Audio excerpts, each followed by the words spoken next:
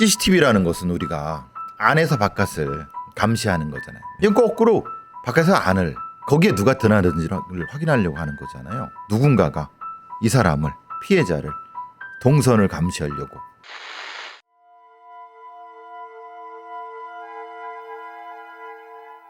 하늘엔 눈이라도 금방 쏟아질 듯 먹구름이 잔뜩 끼어 있었고 영하의 날씨가 며칠째 이어지던 그날 2022년 12월 17일 오전 10시 7분경 경찰에 신고 전화가 접수됐습니다.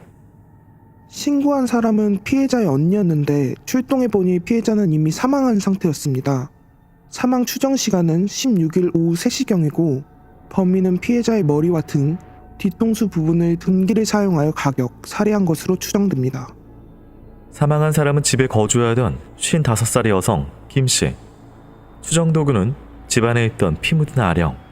범인은 피해자의 뇌척추 동맥이 파열될 때까지 수차례 피해자의 머리와 목을 내리찍었습니다. 집안은 어수선했습니다. 곳곳에 뒤진 흔적과 사라진 물건들도 많았습니다. 현금 5만원권만 98매, 시가 1천만원 상당의 명품 가방, 목걸이 5개, 팔찌 1개 등 고가의 물건까지 사라진 걸로 조사됐습니다. 명품부터 흔치 않게 고액의 현금이 있던 집. 피해자는 김여인으로 불리는 제주에서 유명한 식당 대표였습니다. 그 여자가 엄청 부자예요.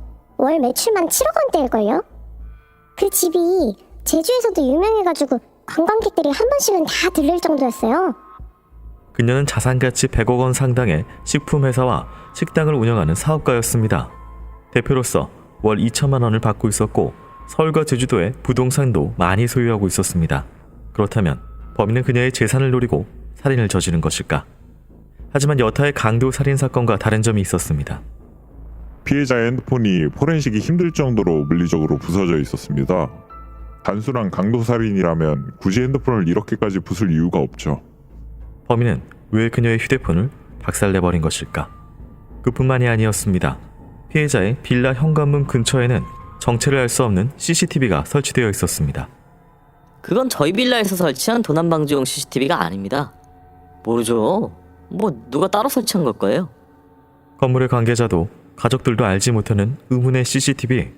대체 누가 어떤 목적으로 설치해 놓은 것일까? 용도를 알 수 없는 CCTV와 부서진 핸드폰을 두고 경찰은 금품을 노린 계획살인으로 초기 수사 방향을 맞췄습니다. 그리고 김여인 주변을 배회하던 인물들을 하나씩 확인해 나가기 시작했습니다.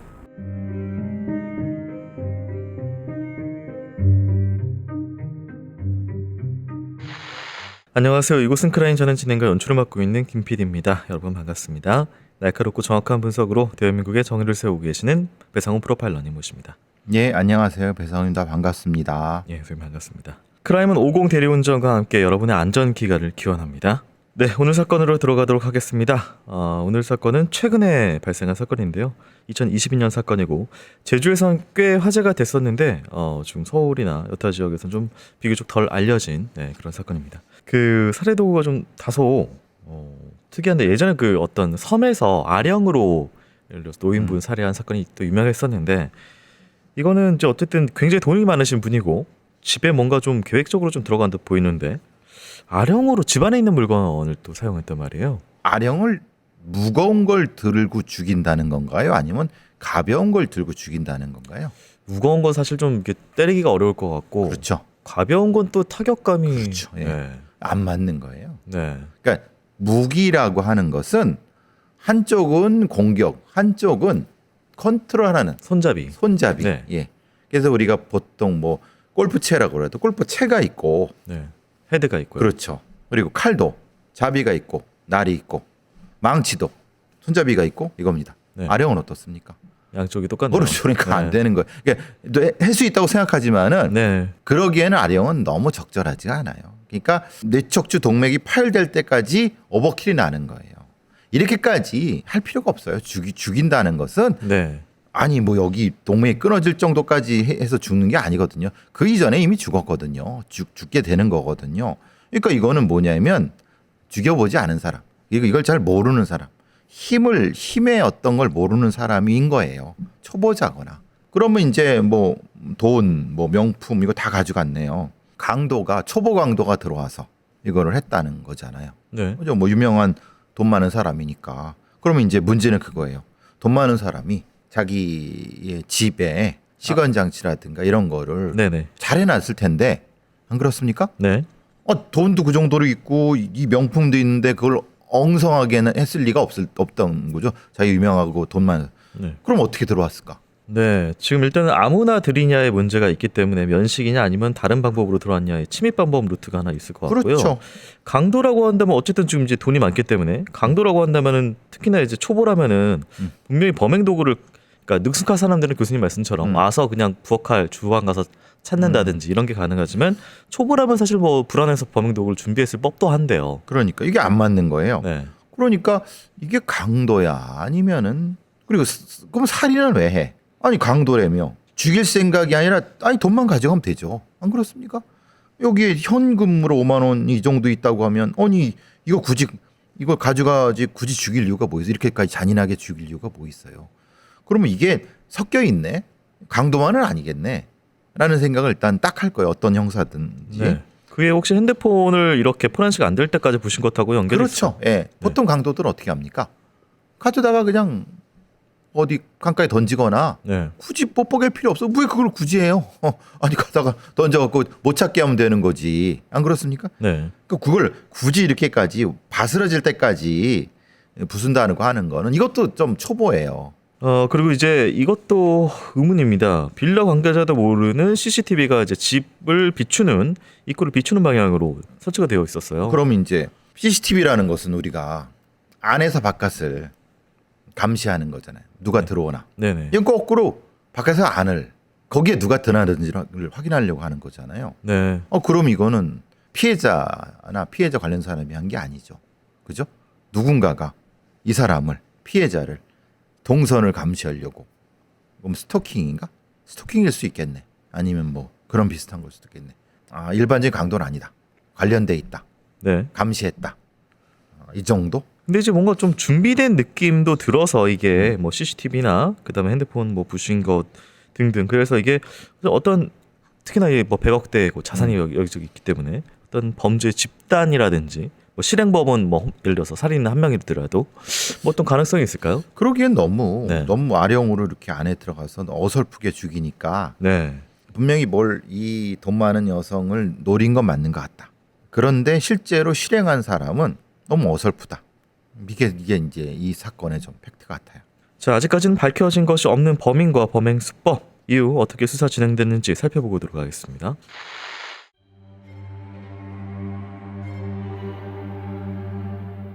경찰이 피해자 김여인의 주변을 조사하던 도중 최근 들어 김여인이 재정적으로 힘들어했다는 사실을 알아냈습니다. 그 이유는 김여인의 사실혼 배우자가 회사를 방만하게 경영했고 김여인이 50억을 주고 회사 운영권을 인수하면서 일단락됐지만 그로 인해 김여인이 재정적으로 힘들어졌기 때문입니다. 그렇다면 혹시 사실혼 배우자가 이 사건과 무슨 연관이 있는 건 아닐까?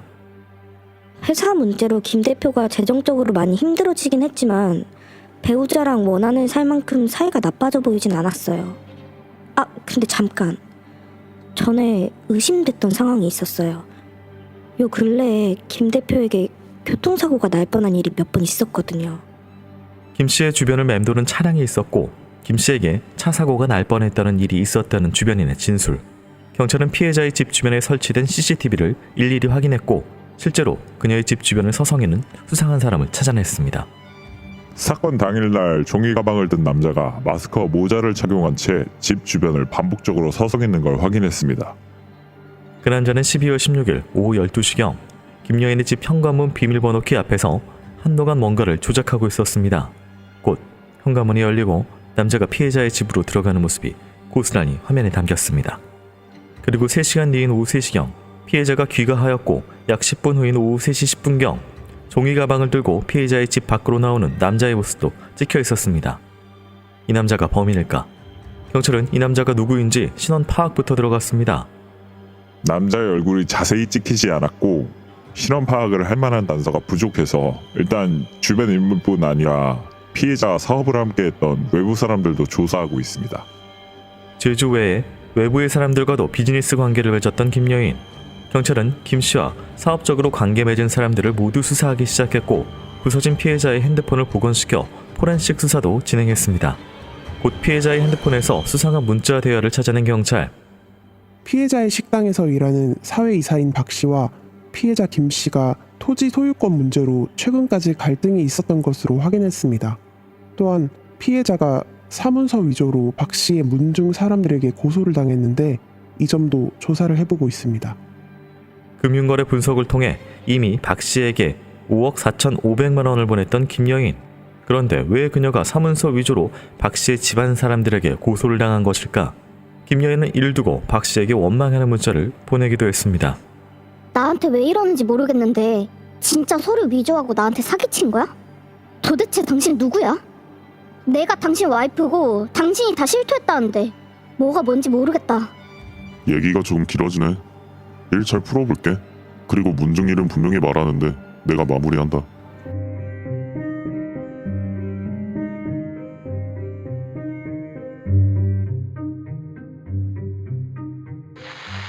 네, 이 피해자가 주변에 뭔가 좀 움직임이 잡혔던 것들이 좀 있었습니다. 교통사고가 날 뻔했었다. 차가 뭐 보이기도 했었다. 이게 앞서서 저희가 또 CCTV도 설치되어 있었기 때문에 뭔가 좀 긴 계획? 뭐 좀 그렇게 보여서.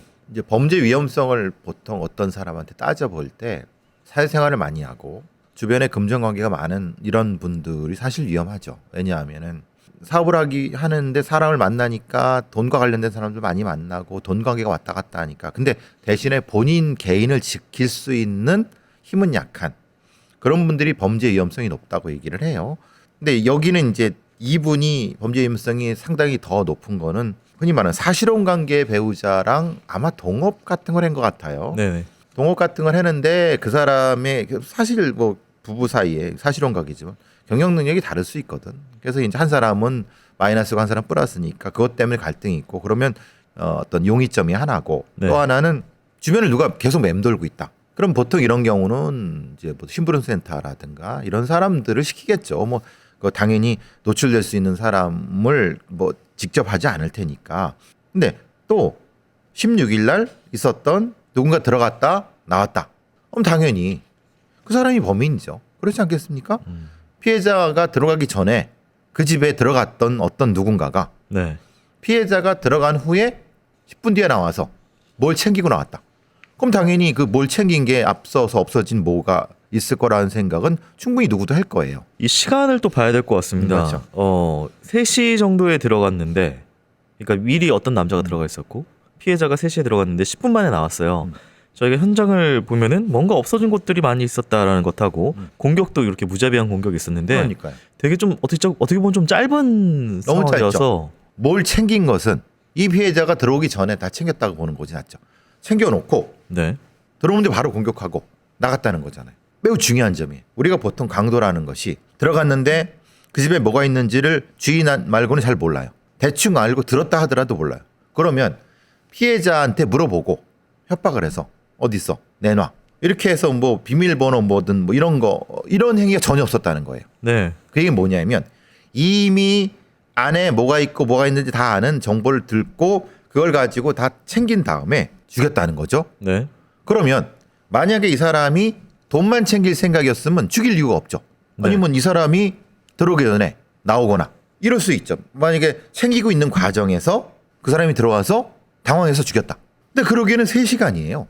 그죠? 3시간 동안 뭐 한 거야? 그러니까 이거는 돈 챙기는 행위와 사람 죽이는 행위가 독립적이구나. 네. 꼭 죽여야 되는 사람이었고 그 과정에서 돈도 챙겨야 됐어. 왜? 그건 강도로 보이려고 했을 수도 있으니까. 네. 요건 그러면 일반 강도가 아니구나. 네. 그러니까 예를 들어서 이 살인 행위가 의도치 않은 조우 때문에 당황 혹은 과한 감정으로 공격한 다음에 했다라면은 어쨌든 의도치 않은 공격이니까 그렇죠. 뭔가 수습을 하기 위해서 이후에 뭔가 어떤 그런 좀 시간이나 뭐가 좀 필요할 텐데 그냥 너무 나왔어요. 그냥 나왔다는 건 그렇죠. 애초에 죽이려고 작정을 하고 있었다. 그렇죠. 애초에 죽이려고 들어와서 시간 보고 바로 죽이고 나온 거죠. 이건 우발적인 살인이 아니다. 그렇죠. 그리고 그걸 정황은 네. 주변을 맴돌던 차를 통해 이 피해자가 귀가 시간을 누군가가 알려줬을 수 있겠다라는 것을 확인할 수 있죠. 그리고 이제 그 현관문 앞에서 이걸 뭘 하고 들어갔어요.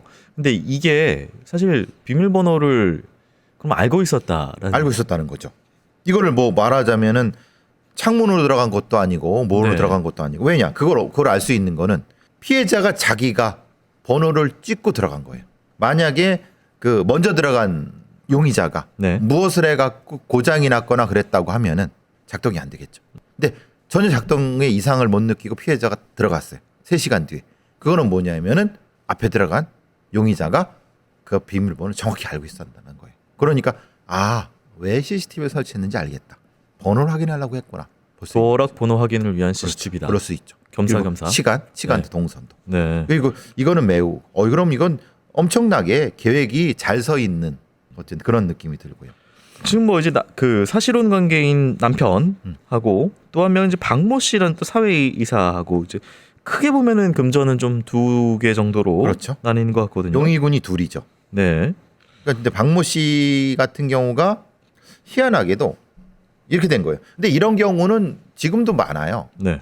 저희 집 같은 경우도 저희 부친이 뭐 선친이 뭐 7남매 8남매 갖고 엄청나게 뭐 새끼들이 엄청 많아요. 사촌들 막 50명이 넘어요. 나보다 20, 30살이 더 많은 사촌 형들이 있는 거야. 이게 누구지도 몰라. 근데 무슨 문제가 생기냐면 문중 땅이 문제. 문중 땅은 네. 문중의 회의를 거쳐서 팔아야 돼요. 근데 이상한 놈들이 있어요.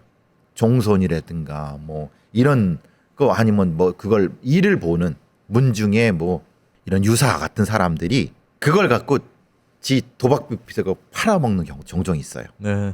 아마 박 씨가 혹시 그런 것이 아닐까. 왜냐하면 뭐라고 했냐면 피해자가 사문서 위조로 박 씨의 문중 사람한테 고소당했어요. 그러면 결국은 박 씨가 피해자한테 팔았어요.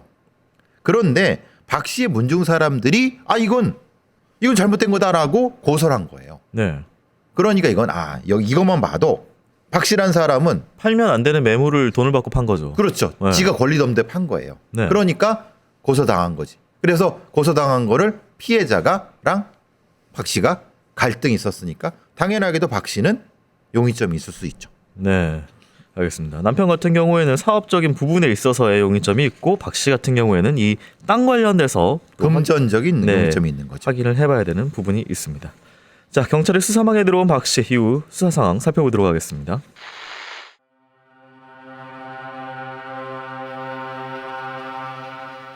혹시 돈 문제로 김여인과 갈등을 빚은 박 씨가 사건에 연루된 사람은 아닐까? 하지만 박 씨는 돈 문제로 오해가 있었을 뿐 전혀 문제될 일이 아니라고 했습니다.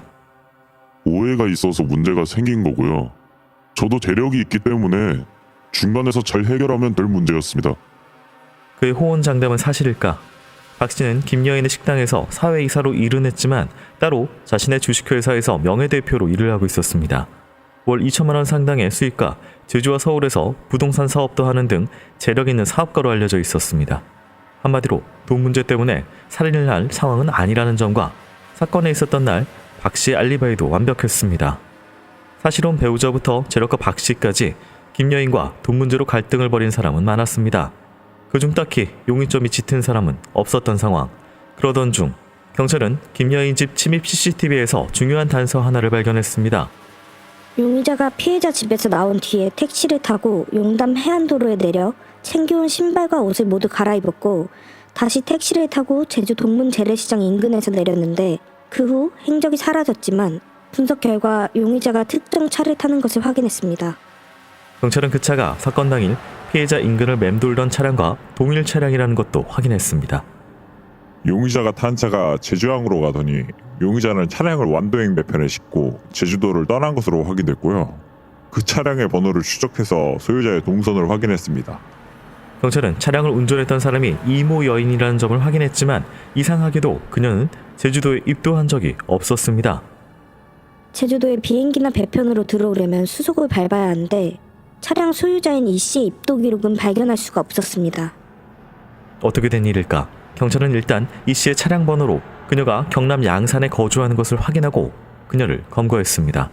그리고 이어진 수사에서 그녀는 순순히 범죄의 가담을 시인했습니다. 그리고 남편 김 씨도 가담했다고 진술했습니다. 남편이 김 대표 집안에 들어가 있었고 저는 김 대표가 가게에서 나와서 집으로 간다고 김 대표 동선만 파악해서 남편에게 알려줬어요. 그렇다면 남편 김 씨는 왜 김여인을 살해한 것일까? 그리고 어떻게 제주도에 감쪽같이 입도할 수 있었던 것일까? 배편으로 들어올 때 신분증 조회가 까다롭지 않은 걸 알고 좋은 신분증으로 신원 속이고 들어왔습니다. 그리고 죽일 의도는 없었습니다. 그냥 겁만 주고 돈만 뺏을 생각이었습니다. 단순히 겁만 주고 돈을 뺏었다고 보기엔 너무나도 잔혹했던 살인 현장. 그렇다면 혹시 우리가 모르는 원한 관계가 김 씨 부부와 피해자 여인 사이에 있는 건 아닐까? 하지만 피해자 가족들은 김 씨 부부를 보고 알 수 없는 말을 했습니다. 처음 보는 사람들입니다. 사업 관계로 왔었다면 저희도 알아볼 법한데 전혀 처음 보는 사람들이에요. 그게 이상하다는 거죠. 경남 양산에 있는 김 씨 부부가 신원까지 속여가며 제주도에 들어와 생면부지에 김여인을 살해한 이유는 무엇일까? 게다가 CCTV까지 설치해 그녀의 일거수일투족까지 확인하며 그녀의 돈과 목숨까지 빼앗아간 이유는 무엇일까? 진실은 아직 그 모습을 채 드러내지 않았습니다.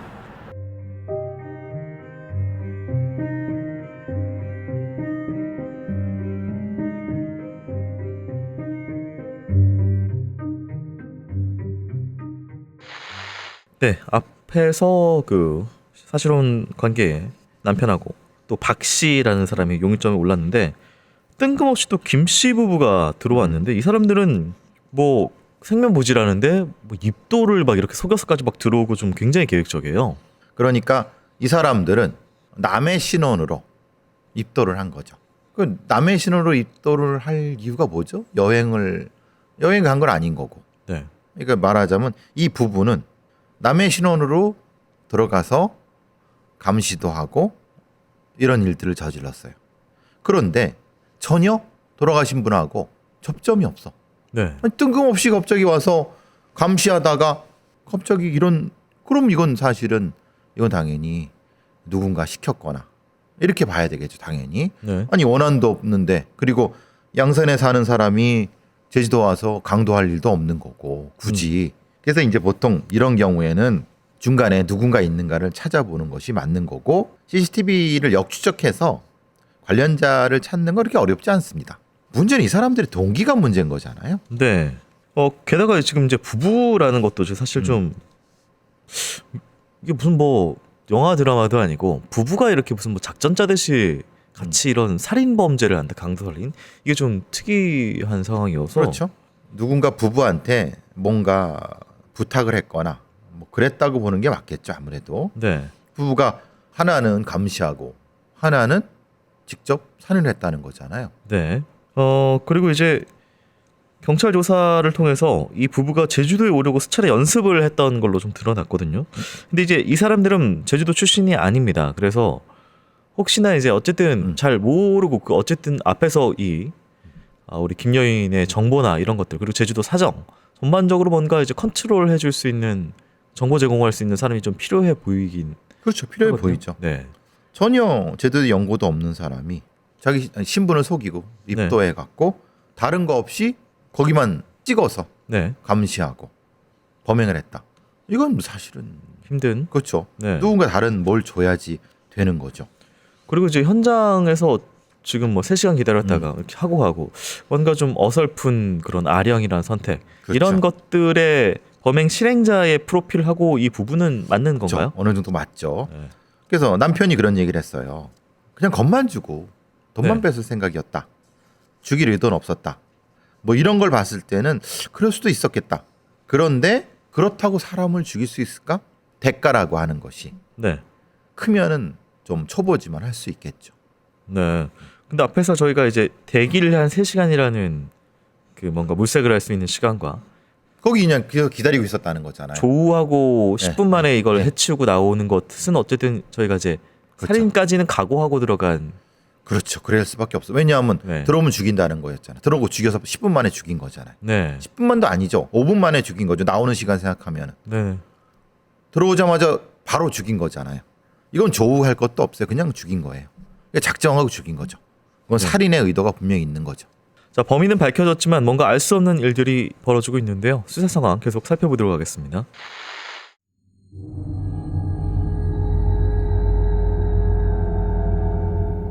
건설업에 종사하던 김 씨 부부는 코로나와 경기 침체 등으로 경제적인 어려움을 겪고 있었습니다. 당시 2억 3천만 원의 채무로 김 씨는 백방으로 돈을 구하려고 노력하고 있었습니다. 그때 나타난 사람이 바로 김 씨의 고향 선배였습니다. 선배가 2억 3천 채무도 갚아주고 강남 아파트 명의도 저희 이름으로 이전해주겠다고 약속했어요. 고향 선배고 돈도 많으니까 믿었죠. 제작가 선배는 김 씨 부부에게 계좌로 1,000만 원, 현금으로 1,000만 원 등 2천만 원을 이미 전달했고, 김 씨 부부가 범행 이전에 제주에 수차례 내려와서 사전더사를 하는 동안 선배가 호텔비와 교통비 등을 줬다는 진술도 확보했습니다. 선배가 그 김 대표를 병원에 입원시켜도 된다. 못 일어나게 해도 좋다. 들어눕게 해라. 라고 말했습니다. 김 대표가 사실 꽃뱀이라서 남편 선배의 돈을 가로챘다고 했어요. 그래서 김 대표가 오래오래 병원에 있었으면 좋겠다고도 했고요. 그래서 선배분이 피해자인 줄 알았습니다. 김 씨 부부가 말하는 선배, 평소 돈도 많이 버는 사업가이자 재단 이사장인 줄 알았다고 하는 그 선배는 바로 김여인 회사의 사회이사로 있었던 박 씨였습니다. 그의 정체는 알려진 바와는 많이 달랐습니다. 2004년에 나이트에서 만난 여성에게 자신이 건설회사 실장이라고 속인 후에 접근해서 7천만 원을 편취해 징역 1년 등을 선고받는 등 수차례 신분을 위조하여 여성들의 돈을 편취한 전과가 있습니다. 경찰은 박 씨를 추궁하기 시작했고, 사건 발생 전 피해자로부터 3억 원의 변제 독촉을 받고 있었으며, 종중 총회 결의 없이 피해자에게 종중 소유 토지를 무단 매도하고 피해자로부터 매매 대금 5억 4,500만 원을 편취, 사실상 김여인에게 총 8억 4,500만 원의 채무가 있었다는 것도 밝혀졌습니다. 그뿐만이 아니었습니다. 내연 관계에 있던 다른 여성들에게도 수억 원의 빚이 더 있다는 사실도 드러났습니다. 자꾸 빚을 갚으라고 독촉하니까 겁만 주라고 했지 결코 살해할 의도는 없었습니다. 김씨 살인교사를 실토한 범인. 하지만 정말 빚 독촉 때문에 그랬던 것일까? 경찰은 그의 목적이 다른 곳에 있었다고 판단했습니다. 피해자가 자금난에 허덕일 때 박 씨가 지인 소유의 토지를 피해자에게 공동담보로 제공한 바가 있는데요. 박 씨는 이 점을 이용해서 피해자가 사망 후 대출 연장에 자신이 동의하지 않으면 식당 본점 토지 건물이 경매될 수 있다는 점을 빌미로 상속자인 피해자의 자녀들을 압박해 식당 운영권을 장악할 의도였던 것으로 파악됩니다. 유망 사업가 행세를 하며 피해자의 식당 운영권까지 노렸던 박 씨. 그가 사업가 행세를 할 수 있었던 것도 내연녀들에게 빌린 돈이 있었기 때문이 밝혀졌습니다. 처음엔 교통사고를 위장해서 살해하자고 했어요. 그래서 몇 차례 교통사고를 위장한 살해 시도도 했습니다. 2022년 9월 18일부터 이틀에 걸쳐 피해자들을 쫓아다닌 김씨 부부는 10월 초까지 계속해서 교통사고로 위장해 살해하려고 했지만 모두 미수에 그쳤는데 그 시도가 무려 6차례나 됐습니다. 처음엔 선배가 김 대표 현관문 비밀번호 알려줘서 문을 열었는데 비밀번호가 바뀌었더라고요. 그래서 나중에 택배기사로 위장해서 현관문 근처에 CCTV 달았고, 그거 보고 비밀번호 3자리는 확인했는데 나머지 한 자리가 보이지 않아서 그 당일날 번호 여러 개 눌러본 다음에 김 대표 집으로 잠입했습니다. 이 모든 과정은 박 씨가 사주에서 벌인 짓이라고 진술한 김 씨 부부. 특히 아내인 이 씨는 자신은 살인사건인 줄 몰랐다고 법정에서 진술했습니다. 남편이 진짜로 살해를 저지를 거라고 생각지도 못했어요. 그냥 겁만 주고 나올 줄 알았습니다. 그래서 저는 피해자 동선만 알려줬을 뿐이에요. 저도 살해할 의도는 없었습니다. 그냥 우발적인 범행일 뿐입니다. 저는 살해하라고 한 적이 없습니다. 살인을 공모하지도 않고 사주하지도 않았고요. 모두 자신의 잘못을 부인하는 상황. 진실은 이제 법정에서 가려지게 됐습니다.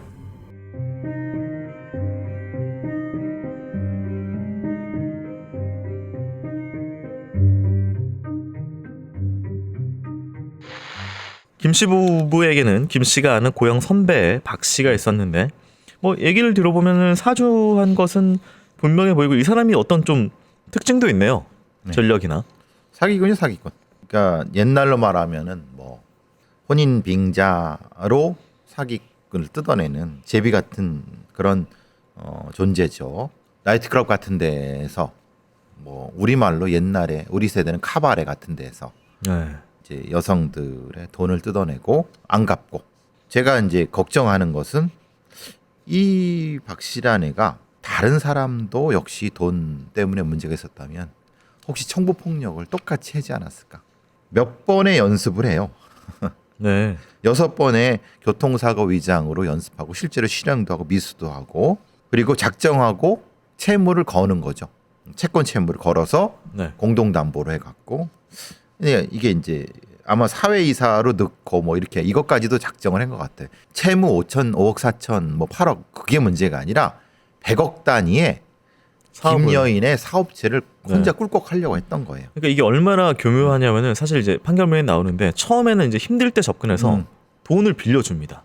그렇죠. 상당히 큰 돈을 빌려줘요. 근데 이 돈은 출처는 다른 다른 여자. 여자들 예, 그렇죠. 돈을 예. 가져와서 빌려주고 그렇죠. 아, 이 남자 박씨 쓸만한 재력가였구나. 그래. 하고 나니까 이제 돈을 또 빌려주기 시작해요. 그래서 네. 사회이사로 되고 네.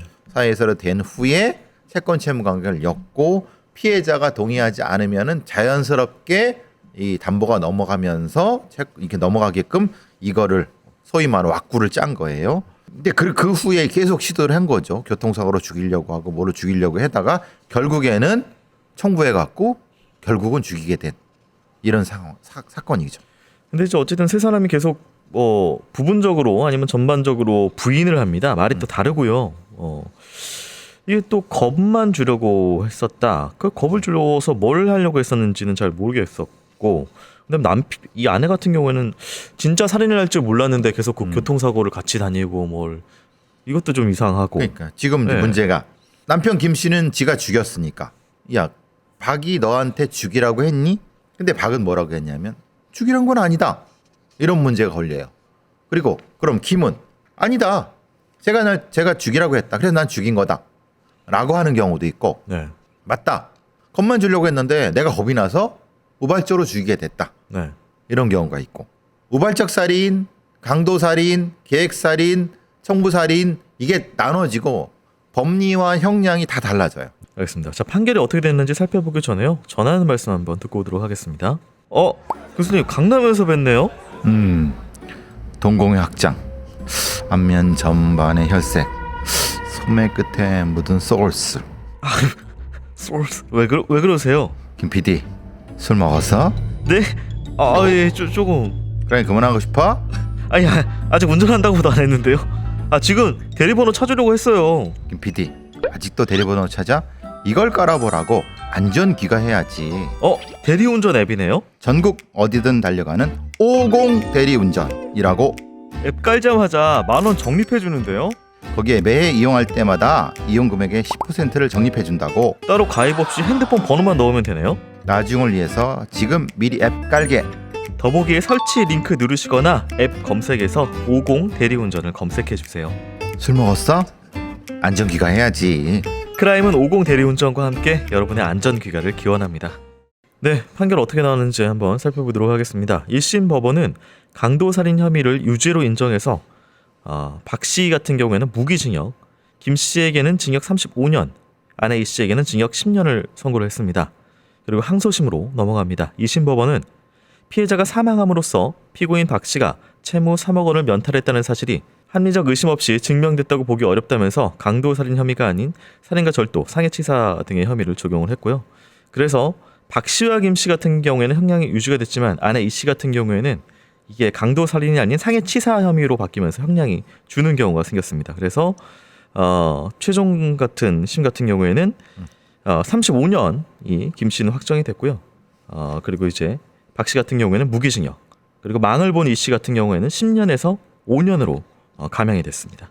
아마도 피해자 유족들은 좀 아쉬워할 부분이 있어요. 왜냐하면 이 어차피 세놈들이 다 공범 아니냐? 거꾸로 생각할 수 있어요. 어떻게 했냐면 박은 뭘 노렸냐? 이 사람을 죽이게 되면은 사업권이 나한테 넘어오니까. 그게 강도살인이야. 그러니까 여기서 문제는 그거예요. 채무가 아니라 네, 사업권을 공소장에 넣었어야 되는 거예요. 네, 그러니까 이 김 여인이 돌아가시면은 사업권이 박한테 올 거라고 자기가 생각했다고 하면 이게 강도지라고 하고, 남편 김 씨는 이거를 감시하다 보니까 무슨 문제가 되냐면, 이 여자가 돈이 많네? 사주도 받았는데, 안에 있는 것도 해보지. 그러면 이건 강도살인이지. 그리고 그런 상태에서 감시하다가 이 아내 이 씨도, 어차피 돈 많은 여자를, 인데 죽을 수밖에 없는 상황일 거 아닐까? 남편이 이걸 훔쳐 나오는데? 강도살인인데? 그럼 이 셋은 다 강도살인이어야 되는 거예요. 근데 사실 이게 사회치사가 말이 안 되는 게 그러면은 왜 그 6번의 교통사고로 이게 죽이려고 하는 건 왜 했습니까? 그러니까요. 그러니까 이거를 제가 말한 논리로 네.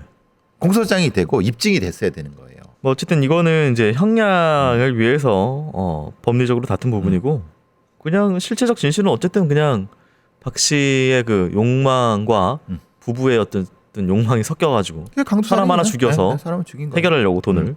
김 씨 같은 경우에는 사실 이제 굉장히 그 박 씨에게 많은 문자를 보냈어요. 판결문에도 그 문자 내용이 많이 나오는데 뭐 설마 나한테 사기친 거냐 배신한 거냐 그래서 왜냐면 굉장히 믿었던 것 같아요. 박 씨를 그렇죠. 사전에. 예. 그러니까 이게 이제 사업 이런 거 같이 할 때 이거 진짜 믿으면 안 되는데 네.